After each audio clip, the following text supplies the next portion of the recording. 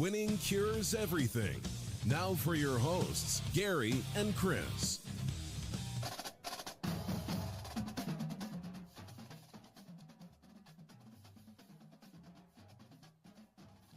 Welcome in, Winning Cures Everything. It is the Monday, August 8th edition of the show. I am your host, Gary Seegers. Of course, you can follow me on Twitter at GaryWCE. Hopefully everybody had a wonderful weekend. The first weekend in August. I was excited because that means, of course, we are just a couple of weekends away, 3 weekends away. Make sure I do the math right. Yeah, less than 3 weeks away from college football opening. And with all the realignment talk, with all the NIL, with all the da-da-da-da-da, I'm just excited to get back to games, right? We're getting ever so close to the beginning of the BetUS College Football Show. Of course, we have done a couple of early season previews. You can head over on YouTube, just do a little search, BetUS College Football Show, or to make it easier on you, I do have it in the description right there underneath the video, or if you're listening, it is in the podcast description as well. You can subscribe to that. Go check out the early games that we have hit on. Much to discuss, of course. We will be having a bit of an overhaul, some graphics overhauls, etc., as far as videos, everything else, new voiceovers, etc., new items to the web store will be coming up once we get into football season. So hope you guys are prepared for all of that as well, seeing as to how this is now a one-man operation. I decided to try and, fix things up just a little bit. Heads up, I was on. This is going out at 7 p.m. tonight, but at 4 p.m. today, I was on with the 365 Sports guys. I think you can follow them on YouTube at Sick'em365.com, or just look up Sick'em365. It's Baylor guys that talk about the national landscape of college sports as well. But old Smokey over there asked me to be on to talk a little realignment with them, so I joined them. If you would like to go back and watch that as well, I'll try and put it up in one of the YouTube playlists, or just check my Twitter, at GaryWCE. It's going to be posted over there as well. Let's dive into the new coaches poll. Having been released on Monday, August 8th, the AP poll is going to be out next week. We'll talk about that one as well. But typically the coaches poll kind of sets the standard, really. You're not going to have too many huge changes. Because I believe that most people are going to watch this, or they'll look at this and then realize where the coaches think that these teams are. Coaches, more importantly, SIDs. They believe, of course, that Alabama is going to be the number one team in the country this year. Now, rankings are very strange, right? This is one of those things where, do you vote based on where you think they will end up at the end of the season, or where you think they are right now? Because I think it needs to be a present tense version of this, right? I believe that that's the way that rankings should be done, because you have no idea where they're going to go afterwards. So are you trying to make a prediction for the end of the season, or are you just making it based on what the team is currently? Because if it is what the team is based on currently, there are some big problems that I have with this poll. We'll go ahead and start off with just going through them, right? 1 through 5, Bama, Ohio State, Georgia, Clemson, Notre Dame. No big issues there other than maybe Notre Dame, but the difference between like the top 3 in this poll and everybody else, I mean, everybody else is just kind of wherever. You could put Notre Dame at 20, you could put them at 5, you could put them at 10, and I would think it'd be, okay, I can see it, right? Beyond that, I don't know. Clemson at 4, I mean, with that offense last year, you got to hope that they are moving into a much better situation going into this season. But who knows, right? Because this is a lofty rating for a team that had 3 losses last year. But when you look at the 3 losses, yeah, you can kind of understand it, right? It does make sense because they lost in overtime to NC State. They lost to Georgia by 1 possession, and they lost to Pitt by 10 on the road. I mean, I can see it. If they get the quarterback situation figured out, absolutely. But that's also assuming that a new OC and a new DC is going to change nothing about the culture at that place. Maybe Dabo's got it running. We'll see. 6 through 10, Michigan, Texas A&M, Utah, Oklahoma, and Baylor. I would rearrange a few things, and we'll get to that. We're going to talk about who's too high and who's too low here in just a second. But overall, okay. Like all of it just kind of makes sense to me, right? It's whatever. Baylor, maybe a little high compared to, depending on what they look like, I guess. Right now, there's a lot of question marks with them. So why in the world would Baylor be a top 10 team based on all the stuff that they lost? We'll see.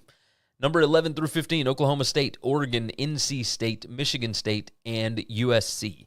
I was kind of surprised that USC was as low as they are, but again, this is a coaches poll. I think that those guys understand you got to be good in the trenches, and I don't know that USC is currently. Number 16 through 20, Pitt, Miami, Texas, Wake Forest, and Wisconsin. A lot of love for Wake Forest up here at number 19. Texas a little bit lower than usual. I think it's because everybody's a little gun-shy with the Longhorns, and it totally makes sense based on what they have done over the years. 21 through 25 here, we've got Kentucky, Cincinnati, Arkansas, Ole Miss, and Houston. Okay, let's go ahead and dive into this. Let's talk about the teams that I believe are too high in this poll. I think Notre Dame might be a touch too high at number 5. They have not got quarterback figured out yet. You've got a first-time, brand-new head coach coming in. Yes, you've got a lot of returning production. You have a transfer in Brandon Joseph that is a stud. There's a lot of hype around the program. Yes, recruiting hype is awesome. It doesn't necessarily mean anything on the field, especially for this year, right? So we'll see what happens with Notre Dame. But are they the 5th best team in the country? I mean, if they were, maybe they shouldn't be 17-point dogs at Ohio State in week 1. But again, Ohio State's just a different level, right? Different level. Number 10, Baylor. I've got it's too high here. They lost just a metric crap ton. I have no idea what they're going to look like. Dave Aranda, yes, we all believe that he's fantastic, but I kind of need to see another year of this at least, right? Last year was only his second season. They had a lot of upperclassmen. What are we going to get out of the new guys? That's really the question for me. Oklahoma State at 11, they lost basically the entire defense, along with the defensive coordinator. Like, Jim Knowles has gone to Ohio State. Do we really think that Spencer Sanders is going to be the guy? I'm not certain. Any year where we believe that Oklahoma State is going to be fantastic, it feels like they let us down. And that may not align perfectly, but that's the way that it feels sometimes. I've got Pitt as being just a touch overrated at number 16. Yeah, look, you lose Mark Whipple, you lose Jordan Addison, you lose Kenny Pickett, and you bring in Keaton Slovis. Okay. Like, Cignetti as the OC, we saw what he was at Boston College. Okay. Like, I'm not thrilled with that. We'll see. We'll see. I expect big things from the defense again, but that's another team that lost like some pretty big pieces. Wake Forest, that is a team that won 10 games in the regular season last year, and their post-game win expectancy was not that. Not even close. Like, this team was, what's the right word? They were somewhat lucky to get some of those wins. One-possession wins against Syracuse, against Louisville, against NC State, etc. Like, you flip a coin and maybe that thing goes the other direction, right? So if Wake Forest was coming off of a 7-5 year, or even just 8-4, do we think that they would still be ranked at number 19 here? Doubtful. And I've also got Kentucky here. I know a lot of people are in love with Kentucky, but I have not found who's going to replace Wan'Dale Robinson. I don't like the fact that they lost their offensive line coach, although I do trust Stoops to be able to develop offensive linemen. When Kentucky has a really, really good year and they lose some key pieces like Pascal and whoever else, like they lose a ton off that offensive line, I have to wonder, right? I just have to wonder because this is not an overly talented team in the SEC. 21, maybe a touch high, especially this early in the season. As far as teams that I have that are too low here, Texas at 18, I think based on, yes, I understand they went 5-7 last year. They're swapping out quarterbacks. We don't know exactly what Quinn Ewers is going to be yet. However, with the talent that they have amassed on offense, yes, the question still remains, are they going to be able to gel, etc.? This is certainly a top 10 roster. So 18 might be a touch low. Do I expect them to hang with Alabama in week 2? Not necessarily, but how many teams are actually going to be able to do that, right? Especially early in the year. So Texas a bit low. And then I've got 3 unranked teams that probably should have taken the spot of some of those that are at the bottom of the poll, right? Penn State is unranked, and I think they are going to be awesome. Tennessee, unranked. I think they are going to be really good. BYU, unranked. I've got them as a 10-win team. Like, those 3, I think, are going to be probably top 15 teams by the end of the year. Maybe one of them hits the top 10. I mean, we'll see. But that's the way that I feel about the coaches poll. Let me know your thoughts. I want to know what you guys think about this. Who's too high? Who's too low? Who was a surprise to you that they were even in the poll? I didn't have anybody that surprised me because I think you're just kind of playing grab bag at this point, right?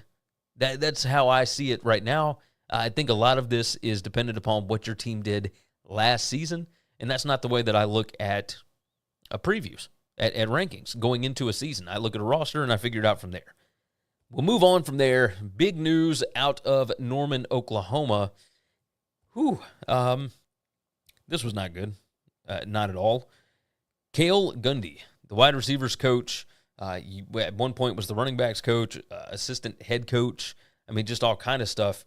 He has resigned after reading aloud shameful word off of players' iPad.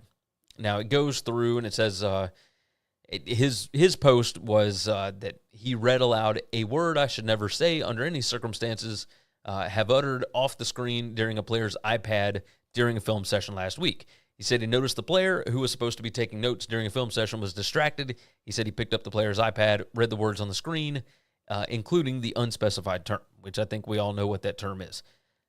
He said in his statement, "The unfortunate reality is that someone in my position can cause harm without ever meaning to do so. In that circumstance, a man of character accepts accountability. I take responsibility for this mistake. I apologize." He said he did not even realize what he was reading, and as soon as he did, he was horrified. And I do believe this, right? He said it was not malicious. It wasn't even intentional. He said that he is mature enough to know that the word he said was shameful and hurtful, no matter the intentions. Now, he was the quarterback for the Sooners from 1990 through 93. He returned as part of Bob Stoops' first staff in 1999. He's been a part of all of Oklahoma's 14 Big 12 titles and its 2000 national championship. Like, he's been there forever, right? It doesn't matter the coaching changes. He has been there. He's been the dude. And then you have this happen, and before anything can happen, before anything even gets out into the news, he's already resigned. I will say this. Like, this came out from Oklahoma just a little bit ago. Let's see. I believe about 20 minutes before I started recording here. It says, statement from head football coach Brent Venables. "As painful as it has been dealing with Coach Gundy resigning from the program, it does not touch the experience of pain felt by a room full of young men I am charged to protect, lead, and love. There are a few things I would like to address." It says Coach Gundy resigned from the program because he knows what he did was wrong. He chose to read aloud to his players not once, but multiple times, a racially charged word that is objectionable to everyone and does not reflect the attitude and values of our university or our football program. This is not acceptable, period. Coach Gundy did the right thing in resigning. He knows our goals for excellence and that coaches have special responsibilities to set an example.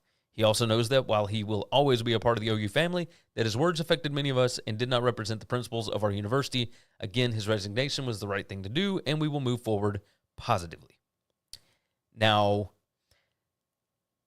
I get it. I totally get it. I understand this. You don't want it to be a distraction. However, a statement from the head coach makes it even more of a distraction, I believe. Do I think that Cale Gundy will coach again? Yes, probably. And now this was, of course, his first stint with Venables as the head coach. He did work with Venables back under Bob Stoops. So was there something else going on here? Possibly. But it is very interesting, right? There are a lot of questions around here trying to figure out exactly what happened, what is going on. Will Cale Gundy go and coach for his brother? Will he go be an analyst at Oklahoma State? That's a question, right? There's a lot of things to try and figure out here.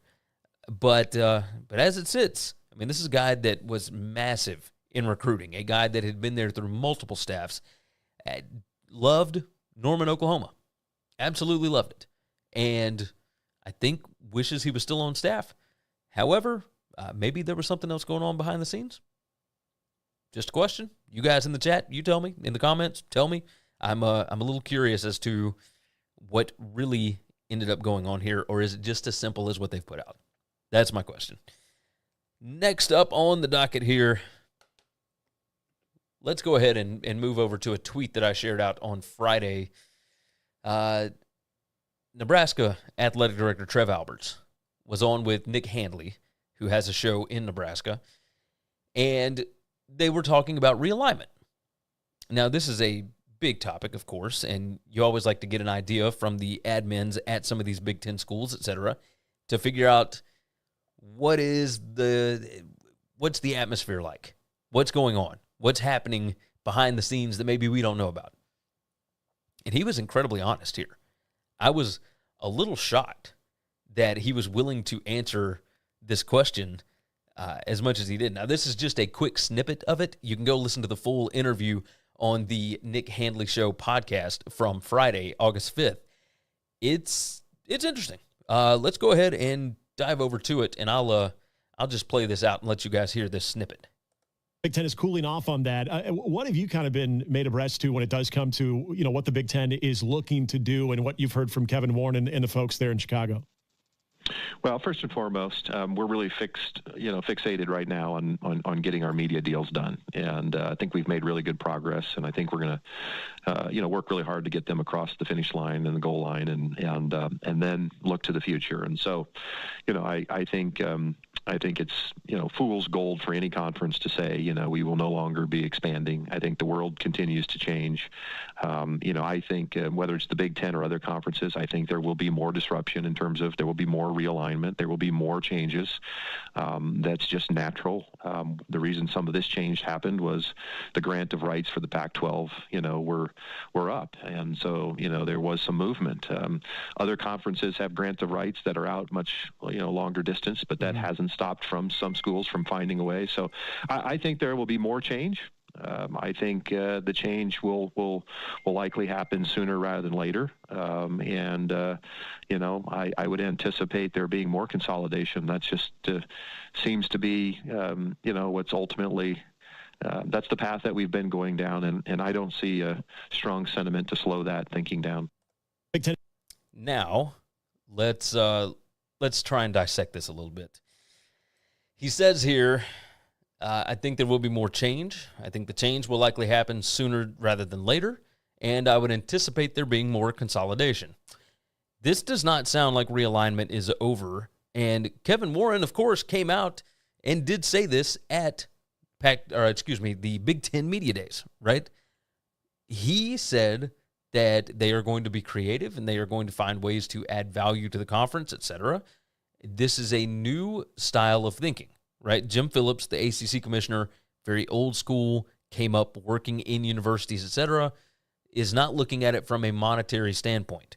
Like, yes, he's got a budget that he's got to deal with, etc., but he never has had to worry with adding value, per se. Right here, Trev Albers talking about, I don't think it's done. I think we are, there's going to be more movement, etc. If you are a conference that is anticipating more movement, obviously you guys have talked about it, right? He didn't say that the Big Ten will be the ones making the moves. Yes, the lower levels, absolutely. But I don't believe that realignment is done as far as the Big Ten is concerned. And I think the biggest piece of the puzzle is still Notre Dame. That's absolutely still the biggest piece of the puzzle.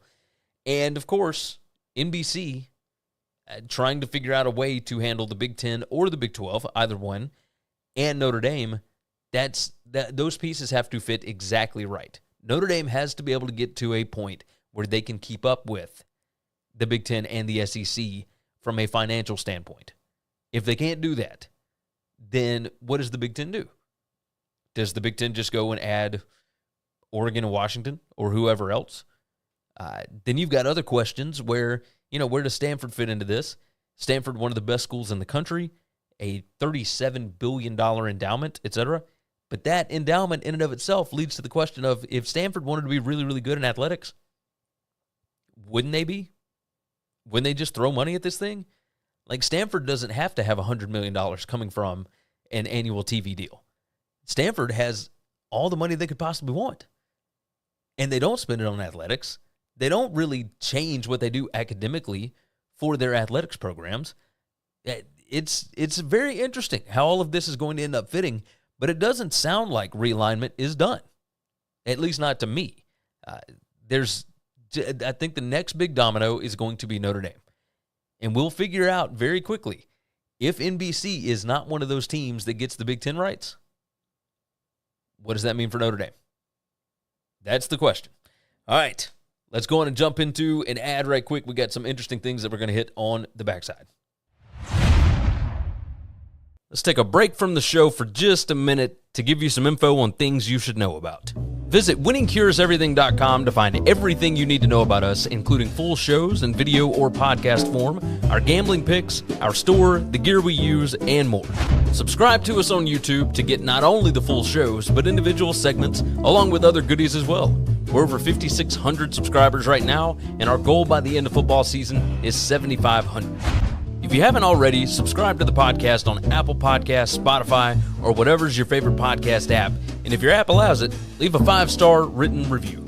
Visit the Winning Cures Everything web store to get all kinds of football shirts, hats, hoodies, coffee mugs, and more. You can visit winningcureseverything.com/store and see what all we've added.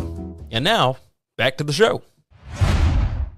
All right, so now we move into an interesting tweet that came out from Brett McMurphy on Monday morning, and it gained a lot of traction, right? There were a lot of people going back and forth about this, and the tweet is as follows: only 15 FBS schools do not play an FCS team in 2022.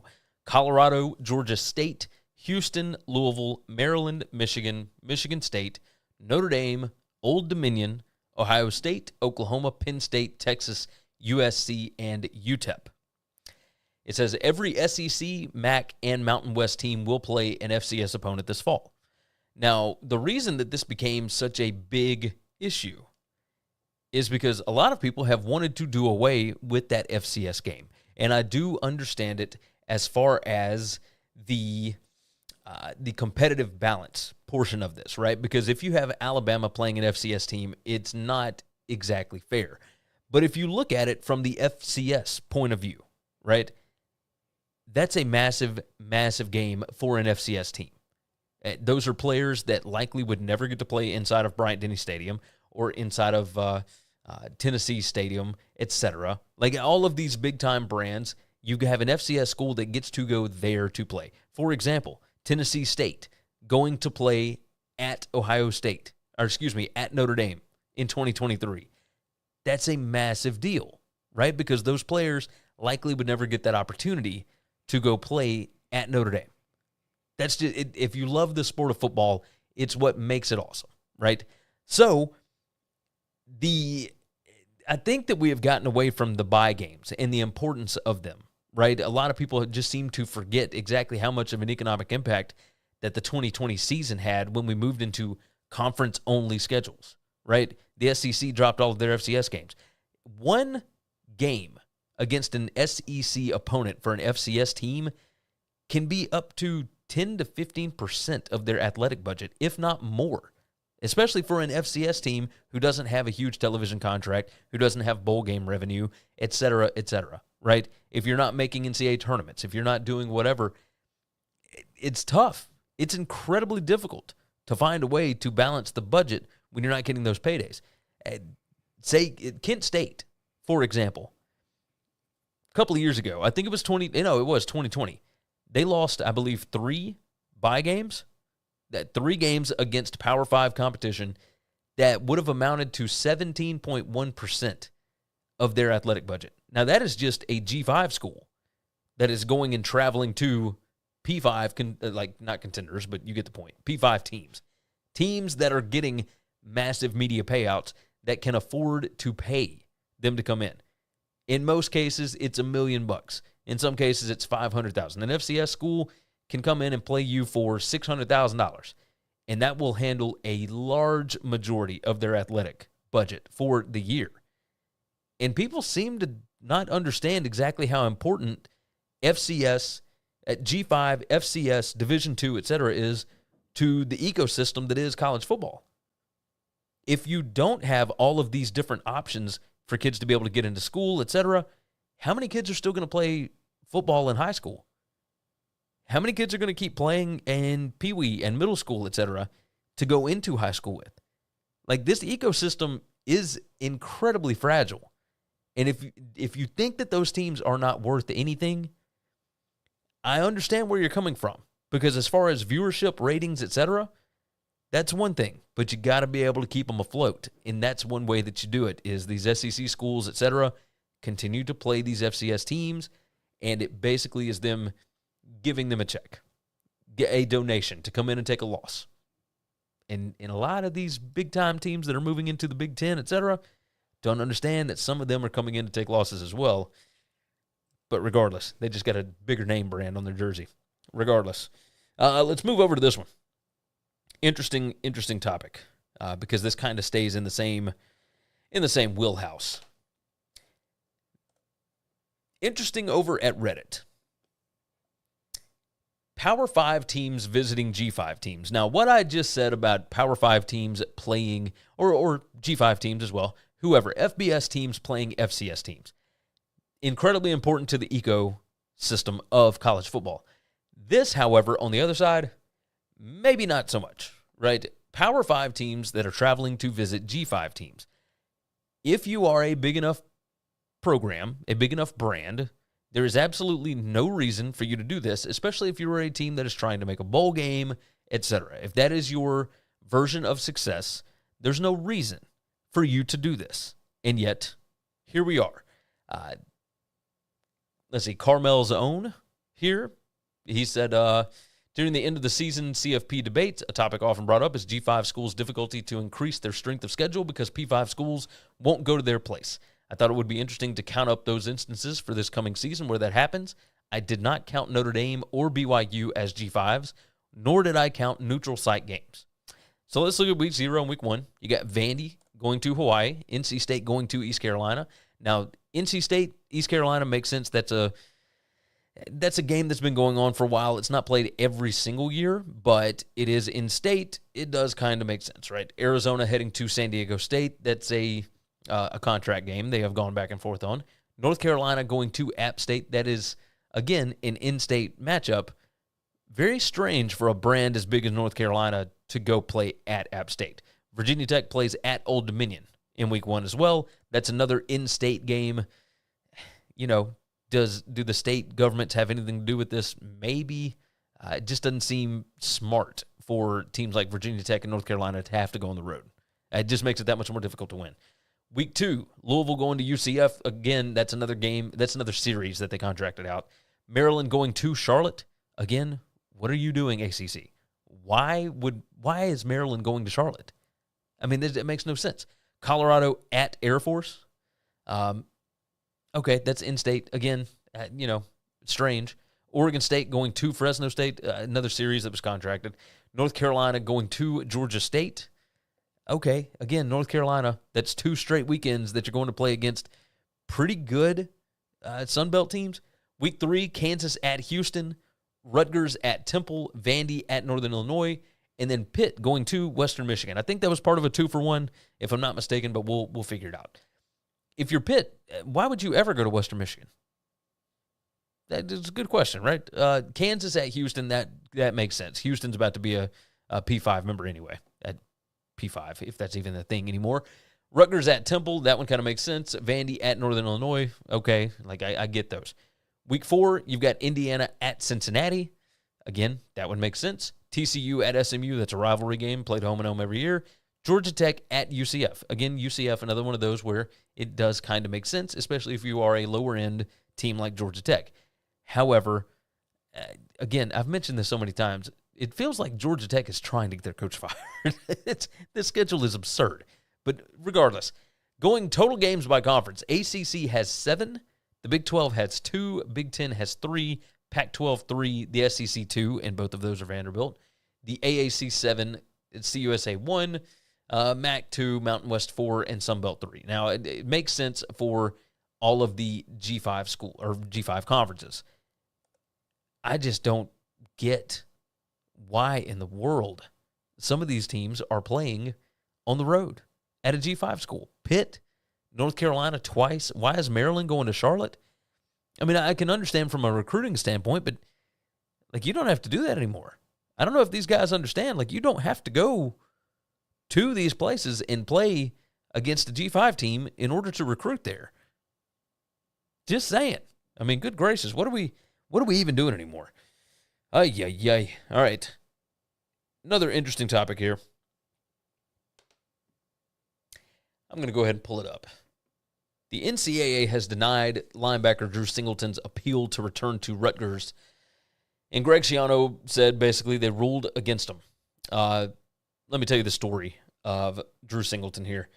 Singleton, once they lost their finale in the regular season, school went 5-7, or the team went 5-7, so they were not supposed to go to a bowl game.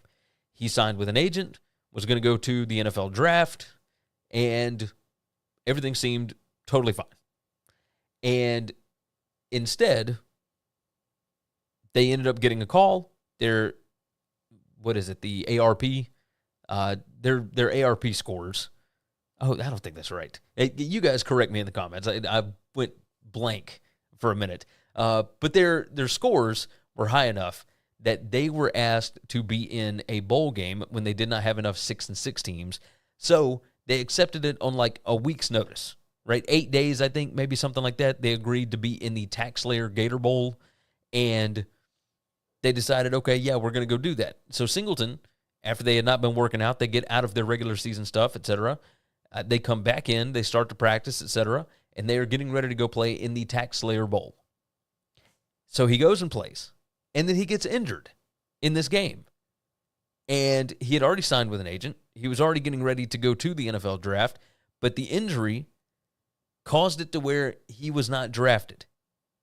And he requested from the NCAA that he be allowed to come back to school for one more year to play at Rutgers, because the injury, he can heal up in time to play for the season, but if you are an NFL team and you're trying to figure out the best value in some of those late round picks, etc., do you take a chance on a player that, is coming off of an injury, or do you just go with somebody else?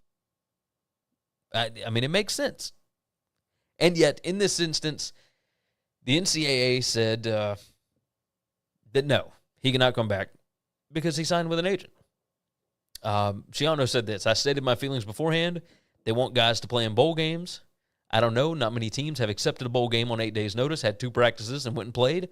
I don't think so. A draft-eligible player comes back to play, and to me, that's pretty special. Unfortunately, he got injured. I just struggle. I think that's extenuating circumstances. I understand the whole amateurism rule, but 8 days' notice, that's extenuating circumstances.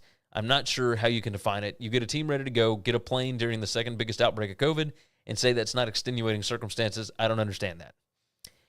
Now, I tend to agree with him, because I think if you are the NCAA, if you are college football, and you are wanting to get more players to play into bowl games or play in bowl games, you would want to approve this, because you want players to have a reason to be able to come back or go or whatever. You're already, the amateurism part of this is comical at best, because you've already got players that are signing with agents for NIL representation, and that's totally legal.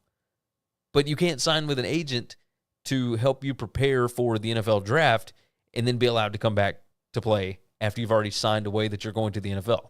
Like, that is mind-blowing. Absolutely mind-blowing that they decided to rule against this. So, again, NCAA, an old, decrepit organization that is going away eventually anyway, decided to actually rule against something this time, and yet they can't even enforce their own rules. Like, I'm curious what would happen if Rutgers were to play this kid anyway? I mean, it doesn't make any sense. So who knows? This is a very interesting topic, one that irritates me to no end. But, just tough luck for that kid. Went out, played in the bowl game, tried to do what was right for his teammates, gets hurt, doesn't get drafted, wants to come back and play for another year, and now has nowhere to go. I mean, it just sucks. It just sucks. All right, let's hit one more thing of ads, and then I got two more interesting topics to hit on the backside. Let's take a break from the show for just a minute to give you some info on things you should know about. Follow the show on Twitter @WinningCures, or you can follow the guys @GaryWCE and @ChrisB Giannini, or you can also follow us on Facebook. If you want more content from me, Gary, visit BetUSTV.com. I host the How to Gamble on Sports show, and from August through January, the BetUS College Football show. You can subscribe to both on YouTube. Got your own podcast or web show? Looking to start one? Or you're just curious how we look and sound so good? Well, we've got all the gear that we use listed on our gear page on the website. If you order using our links, you'll be supporting the show too. If you're interested in advertising on a show that reaches over 80,000 unique football fans per month during the season, send an email to Gary@winningcureseverything.com, and we'll put together a plan that best fits you or your business. And now, back to the show. FloSports, that's right, another streaming service. They have set a record now, and it is the second one that they have set, with a new Division II media rights deal. And this one, as we will go ahead and pull up here, this one is a 4-year, 7-figure broadcast deal with the GLIAC. Now, it is the largest in the history of Division II. When you look at this, it says, as the media rights value of powerhouse conferences like the Big Ten continue to climb, so do those in a more modest category, Division II. In July, the South Atlantic Conference signed the largest media deal in the history of D2. It was a 5-year, 7-figure deal with FloSports. On Monday, the streamer broke its own record, inking another historic partnership. It says FloSports has signed a 7-figure deal over 4 years with the Great Lakes Intercollegiate Athletic Conference. The partnership will commence on August 25th, includes over 900 games streaming across 21 sports. Now, it's not only the GLIAC's first ever conference-wide broadcast partnership, but also now the biggest in D2 history. Now, it does say this. It suggests there is an increasingly rabid fan base at the lower division level where quality college sports value has perhaps been overlooked. Like in D1, not all conferences are created equally. Part of the GLIAC's draw is likely that it boasts 2 football teams ranked in the top 5 for the entire division, Grand Valley State University and Ferris State University. Here's the situation. There are fans of football teams everywhere, right? And even lower level, there are alumni from those schools, et cetera, that would be interested in seeing those teams play and making that content readily available. While 7 figures looks like a ton to us, it's not a ton to FloSports, who can get quite a few subscribers in during football season, et cetera, to come in and watch those teams play, whether it be their sons play or whether it's somebody that used to play at that school, et cetera. They just want to be able to have access to it. It's not that they're always going to watch it. With FloSports, you're trying to get subscribers. That's a different metric, right? What we're looking at with these linear television models is you're looking for how many fans are actually going to tune in and watch. How big of a brand can we have playing another big brand, and how many eyeballs can I get on it for CBS, et cetera? Those are all over-the-top free television, right? It's network television. It's different when you're trying to get somebody to pay you $5-10 a month so that you can have access to the games, right? You're not going to have access to any of these type of games other than maybe you'll have a big matchup that's on ESPNU sometimes, something along those lines. And this is not just for football. This is over 21 different sports. It's a pretty big deal, and I think you're going to continue to see this. The commissioner, Chris Dunbar, said D2 has great content. It says it helps D2 overall to show that we have people that respect and want to be a part of what we have to offer. This is a great idea for FloSports to continue to do this. FloSports has a partnership with the Big East, but most of its college sports clients are those in lower divisions. Like, somebody's going to do this with the FCS. Like, ESPN currently has the rights to it. Most of that content ends up being tossed onto ESPN+. And yes, they want more subscribers for ESPN+, but that is the business model. As far as some of these smaller programs go, you're not necessarily looking for eyeballs. You're looking for subscribers, people that want to support that brand, that also want to be able to watch their team every now and then, right? Totally makes sense. So I do like this idea. I think it's smart, and I think FloSports is doing a really, really genius thing here. We'll move on to the last topic of the day, and this one kind of caught me by surprise. SMU is now, let me swap it over here. They have a collective now that is paying athletes $3.5 million annually through NIL. It's called the Boulevard Collective. And that is a lot of money. It's $36,000 per football and basketball player. It is so much money for a group of five school. Now, we always knew that SMU would have the money to be able to compete, and it's why it's always kind of shocked me that they have not been brought up for expansion a lot. We did talk about the ACC possibly talking to SMU, and this is a big reason why, right? This is a program that wants to be big time.